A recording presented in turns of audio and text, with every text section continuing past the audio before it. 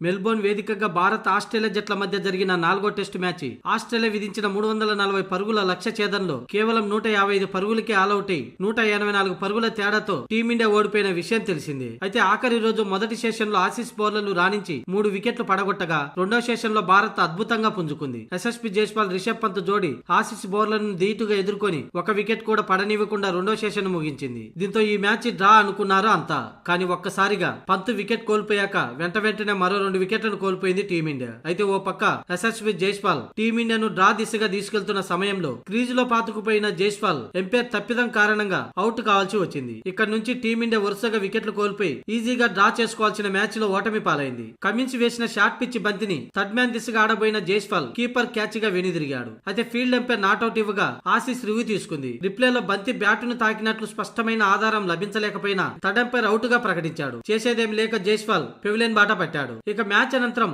ఈ వికెటే తమ విజయానికి కారణమైందని ప్యాట్ కమిన్స్ చెప్పాడు. జైస్వాల్ వికెట్ మాకు పెద్ద ఉపశమనం లభించిందని, ప్రారంభం నుంచి అతను అవుట్ చేసేందుకు అన్ని విధాలుగా ప్రయత్నించాం, కానీ చివరికి ఎలాగోలా వికెట్ సాధించాం. కానీ ఆ సమయంలో నేను టెన్షన్ పడ్డాను, ఎందుకంటే స్నికోలో బంతి గ్లోవ్స్ బ్యాటును తాకినట్లు తేలకపోవడంతో కొంత ఆందోళనకు గురయ్యాను. కానీ థర్డ్ ఎంపైర్ నిర్ణయం సంతోషపడ్డానని ప్యాట్ కమిన్స్ చెప్పుకొచ్చాడు.